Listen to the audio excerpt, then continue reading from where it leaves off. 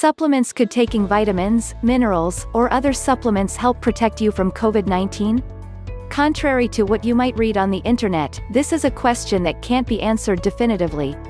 Here's what we do know about certain supplements that reportedly have immune-boosting properties. Vitamin C. For decades, vitamin C has been used to help prevent the common cold. Among other functions, this vitamin can help maintain healthy skin that provides a barrier to germs and other harmful invaders. In addition, some, but not all, studies suggest it may improve the function of certain white blood cells that fight infection. In addition, there is conflicting evidence about the potential mortality benefits of high-dose vitamin C for patients with sepsis, the most severe form of systemic infections. While it's unclear whether taking a vitamin C supplement is beneficial for COVID-19, for most people there's no harm in taking up to 2,000 milligrams per day, the upper limit set by the National Academy of Medicine. For smokers and high-risk individuals, it's definitely worth considering. Vitamin C is water-soluble, so your body will excrete whatever you don't need into your urine. However, at very high doses, vitamin C may cause diarrhea or increase the risk of kidney stones, especially in men, so be sure not to exceed 2,000 milligrams daily. Vitamin D is both a hormone and a vitamin. Vitamin D plays a number of important roles in health. In recent years, people have taken very high doses of vitamin D with the intention of boosting immunity. But is this an effective tactic? A 2017 systematic review of 25 randomized trials found that taking a vitamin D supplement seemed to have a mild protective effect against respiratory tract infections in most people, but provided much greater protection in those who were very deficient in vitamin D.12. If your vitamin D levels are low, you may have a better chance of staying well if you supplement with 2,000 IU per day or more, with medical supervision. Many, perhaps even most, people are deficient in vitamin D, so it's probably wise to take a vitamin D supplement right now, especially if you're at increased risk for COVID-19. Of course, your body can make vitamin D on its own when your skin is exposed to sunlight, so try to get some sun whenever you can. How much sun depends on the time of year and your location. A good starting point is 15 minutes of exposure to a large body part, such as the torso or back.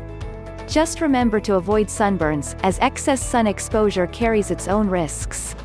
Zinc. Zinc is a mineral involved in the white blood cell response to infection. Because of this, people who are deficient in zinc are more susceptible to cold, flu, and other viruses. One meta-analysis of 7 trials found that supplementing with zinc reduced the length of the common cold by an average of 33%.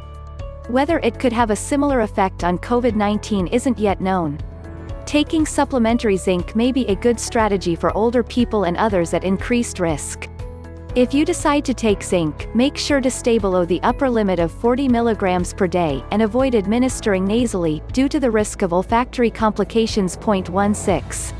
Turmeric. Turmeric is a spice commonly used in Indian and Asian cuisine, including curries.